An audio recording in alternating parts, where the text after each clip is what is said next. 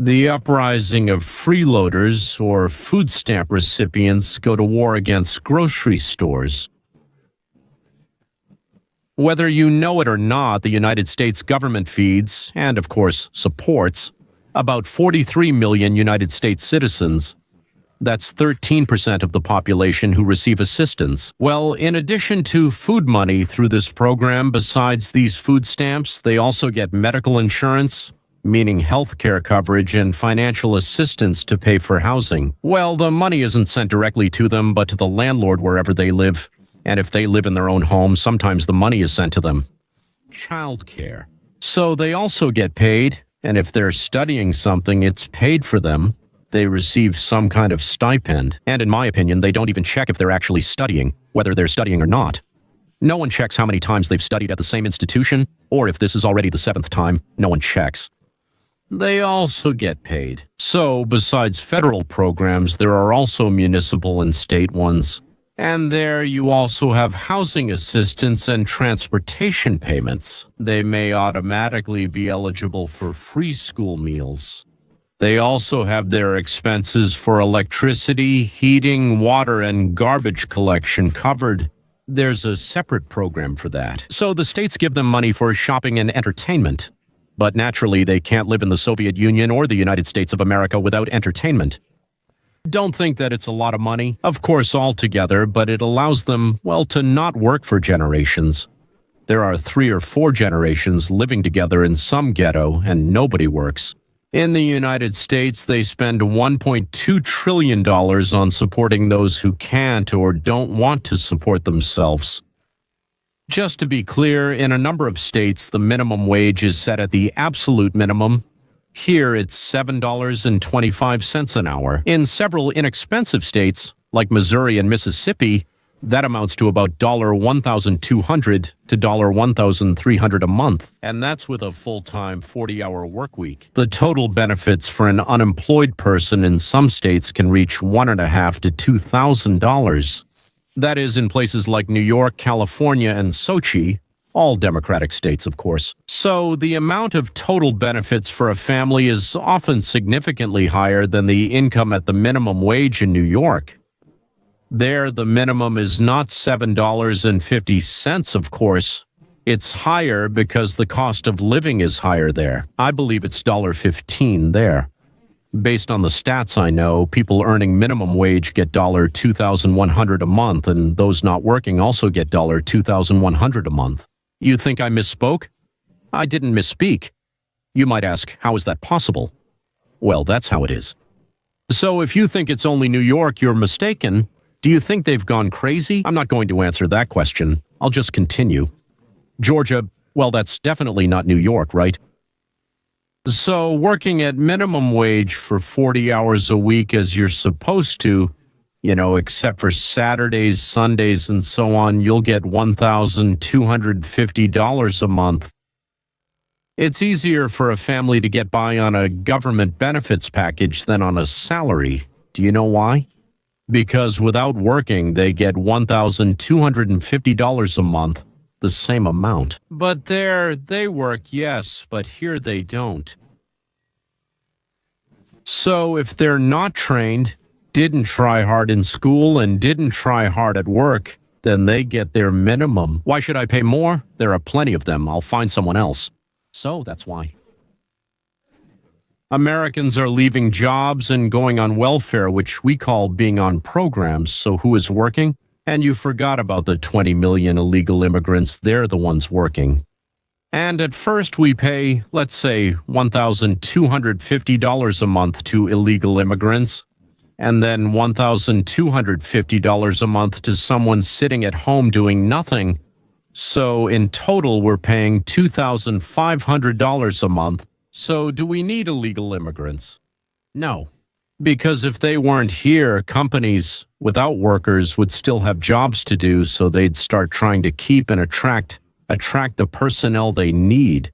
I'm not even talking about reducing benefits, about the fact that this could also be done, and also encouraging people not to work, because they're clearly being encouraged not to work. But let's continue. So companies increased salaries, improved conditions, and got their workers back. But then you'll say, we'll have to pay more for goods and services since companies will be paying workers more. And no, the thing is, if workers are paid, say, $2,000 instead of $1,250, they'll come back. Yes, but now if you remember that's more than $1,250, but remember it's less than the $2,500 we pay two people. One who sits idle at home, and the other who came instead of him and sweeps, digs, carries something. Things that are very easy to do. That's why it's very cheap. That's it. So we pay for the work, and then we pay for the American citizen who's sitting on our neck. Well, tell me, a simple calculation shows what's more profitable. That's it. And now, one more thing. So elections come and they ask those on welfare, do you want us to take from the bloodsuckers? Well, from the owners, those who earn more and some who earn even more. So that you get a raise, or do you want us to pay you less? Yes, for a reason I don't understand. Subtitles, cases wanted. They are given the chance to vote on how much more of our money they would like to take from us so it can be given to them. Guess what? Do they vote to take less or to take more? And if they received their salary without handouts and paid taxes from that salary, would they vote to take more from themselves or less? Think about it, gentlemen. It's a tough question. By the way, that means Marx, the one who came up with Karla Marla, progressive tax. The more of that kind of thing you develop, the higher the percentage of your earnings they'll take away from you. Such a great idea. Sorry, that's a low blow. And from those who earn little, they take nothing, or just a little, and they keep getting paid, meaning nothing is taken from them or just a tiny bit. And they ask, do you want the poor to have less taken from them and the rich to have more taken, or do you want the opposite? So again, what do you think about the people who decided not to study? And you have to say ditches, sorting papers. He will vote for them to have more taken away, or for more to be taken away from others. And if everyone has the same thing taken away, the same percentage, which way will they vote? They will vote for less to be taken away. Well then, who is having things taken away from them? They take it away from those who... The one who loves, who is talented, is more adaptable. What are you passing on to the lazy, the sick, the dull-witted? What? Well, that's why under democracy, which is called the dictatorship of the majority, the riffraff always wins. In reality, those who have a lot of money either did something themselves for which many people gave them their money, or maybe their parents did something that was, people need money more, and then they passed it on to their children. Would you like to pass on what you've earned to your children? Of course, yes. Maybe food, maybe medicine, maybe just something that people wanted. But they gave it to them at a good price and good quality, and for that, people gave them money. That's where their money came from. I'm not talking about highway bandits or Democrats right now, which is the same thing. They're not small-time bandits. In other words, those people who did what many wanted, people who served society better than others, are punished for it by having the fruits of their labor taken away. Correct, their fruits are being stolen. But if you serve people very poorly and no one, or almost no one, was willing to give you their money in exchange for your products and services, then you will be rewarded. How, you may ask, Jobloop? Of course it's foolish, but he, the one who did a poor job, was lazy, didn't go, didn't want to. He is given money taken from the one who served his fellow citizens the best. Great idea. You do well. You're doing something very necessary for people, so that means we'll rob you. The better you do and the more money people bring you in exchange for what you give them, the more they rob you. This is Marx, that very one. So let's send another Marx, my buddy Fred Marx. He did nothing wrong. In fact, the man wrote an outstanding economics book. He worked poorly, didn't work, didn't show any initiative or ingenuity at all. Here's your reward. But the remarkable thing about democracy is that it's also the dictatorship and tyranny of the majority, which is the majority. Well, by definition, it's the rabble. There's nothing you can do about it, right? But those who incite and organize the rabble, they're definitely not idiots. They use idiots, just like a gang leader on the highway, or like prophets who direct frenzied crowds for the benefit of Marushlu. And even the rabble itself doesn't dare to take away from me what I'm used to getting. If I don't get food coupons for my mother next month, there will be a war between me and the stores. I'll go to Walmart, Target, Sam Plus, anywhere, and I'll walk out of there with 3 carts. They all call me and say we won't get our food coupons in November. Just let mine not come on the 15th. Just let them not come on the 15th, and I'll show them why I've been to jail twice. Charming faces, welfare recipients, voting for the Democrats.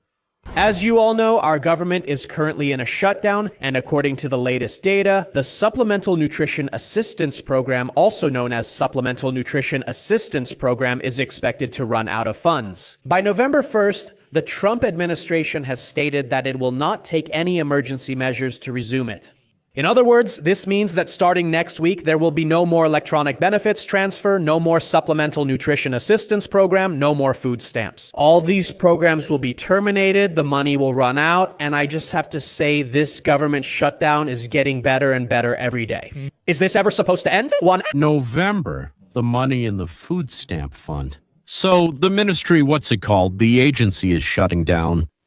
The Democrats staged a strike in the Senate and, so to speak, aren't voting, but you absolutely need 2/3 of the votes, and there aren't 2/3 of Republicans. So Trump found a way to pay the military, the police, firefighters, and government medical staff, but he doesn't have any money to provide food stamps.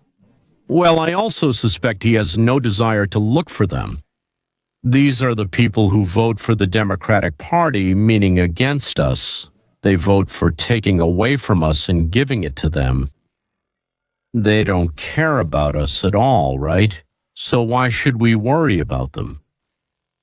Let them get a taste of the very mess they created themselves. And once again, it's called the law of the boomerang in action. Looking at me and saying, well, Vince, aren't food stamps for the poor? Why are you happy that the poor will go hungry? Well, that's obviously because anyone who lives in this country and has been paying attention to what's been happening in the last few years knows that's not true. There's a caricature of a 1960s Democrat about what food stamps are and what they're for, and you'll hear all this rhetoric about hungry families in need of help.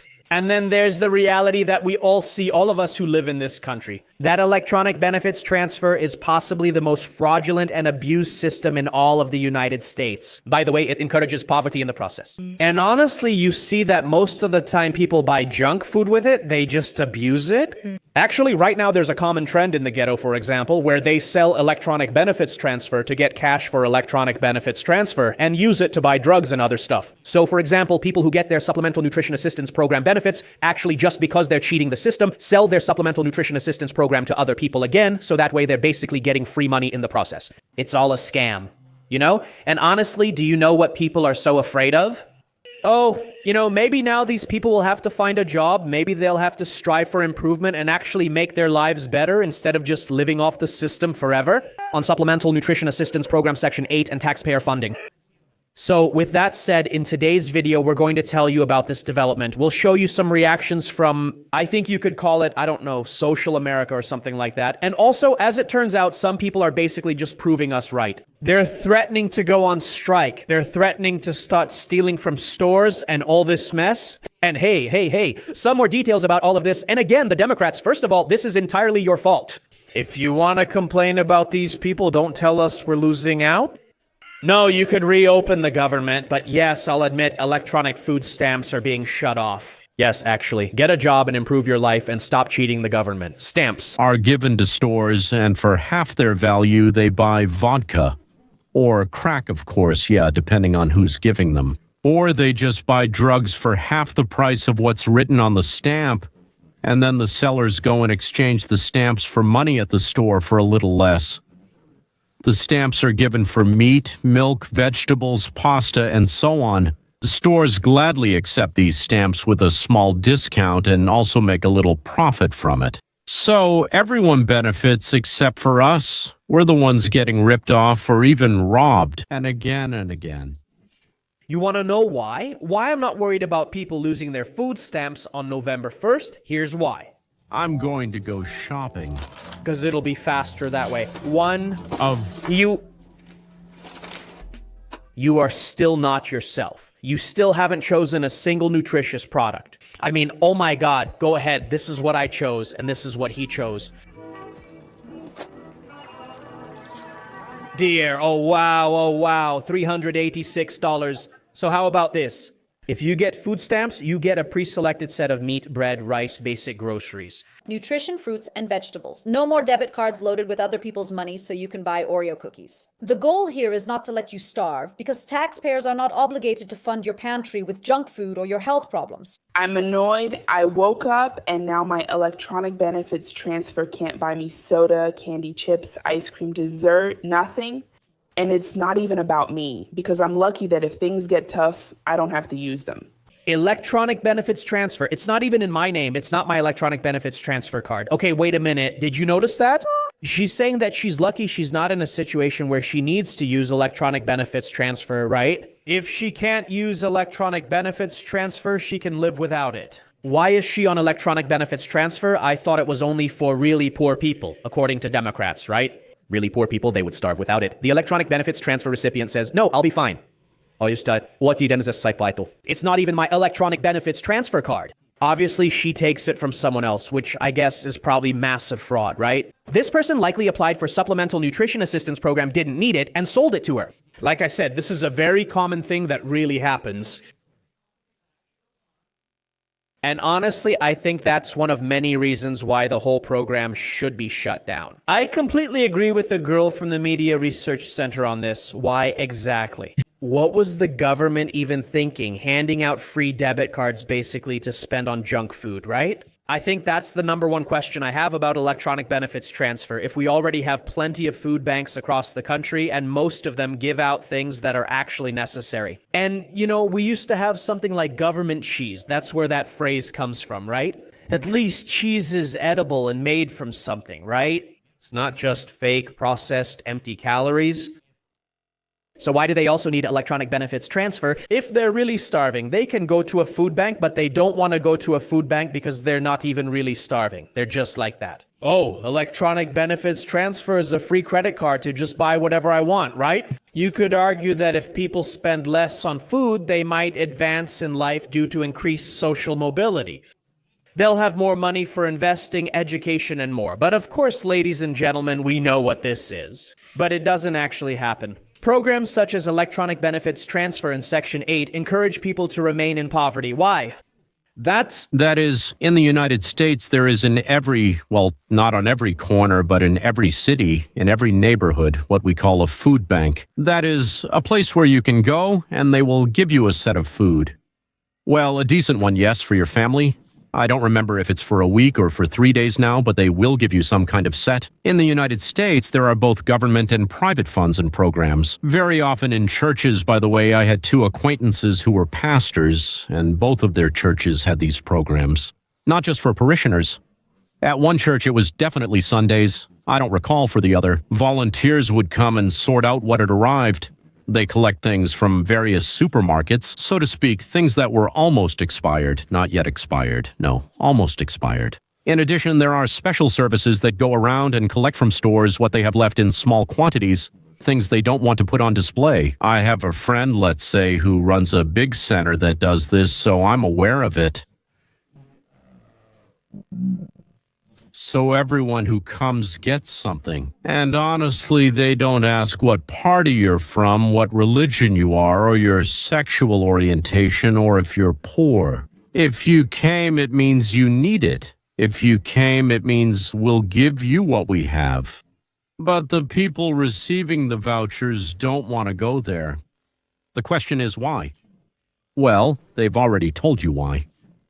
Besides, so to speak, the Democrats want to bribe voters, and if they can't give more than you, then how are they going to bribe them? Yes, we gave more to them, and they lure in the fools who think that this handout is better than a salary. Well, as we've seen, in states run by Democrats, everything is set up so that you don't want to work, but would rather get a handout. Well, maybe more. So maybe do a little side job for cash somewhere, yeah, or sell drugs or resell something stolen from stores, things like that, or something else. Gentlemen, don't forget about the bell. It's a bell you have to ring it for sure. It wants to ring under your hands. And a request, how about everyone who liked this video right now would shout out for a like in Russian? I don't know how to say it, but I guess everyone understands like. Because, for example, 30,000 people are watching, but there are just 5,000 likes. And you think, maybe they didn't like it, but then I don't get it. They come back, watch again, and still don't react at all. So it seems like they do like it since they come back, right? But they can't even bother to leave a like. But if, so to speak, you want to contribute something to the project's fund, it won't hurt you. You can do it. The link is down below. Yeah, okay, so you liked, hit the bell, and now let's get to the finale. Now that Supplemental Nutrition Assistance Program is ending on November 1st, a lot of people on TikTok are saying they'll start stealing from stores. Of course, they wear things like rings and, fake acrylic nails, but obviously they'd be starving without Supplemental Nutrition Assistance Program, right? And look, this behavior shouldn't surprise you. Well, here's the reaction. They seem like they're about to start stealing from stores. They're really pushing the idea like, hey, on November 3rd, let's all just go and steal something. Trump is cutting off food stamps right before Thanksgiving. That's bad and all, but my people were running out of stores with full carts. I'm sure I'll have turkey, ham, mashed potatoes, greens, stuffing, all of that on my plate. Don't worry. People, my people, I want us to stop crying about that damn ABT card. In the end, they want to see if we're going to stick together, and we will stick together. On November 3rd at 6:30, we're going to Walmart, and at 7:30, we'll leave Walmart with our... All right, the thing is, they can't catch everyone. All you have to do is run. Forrest? Run.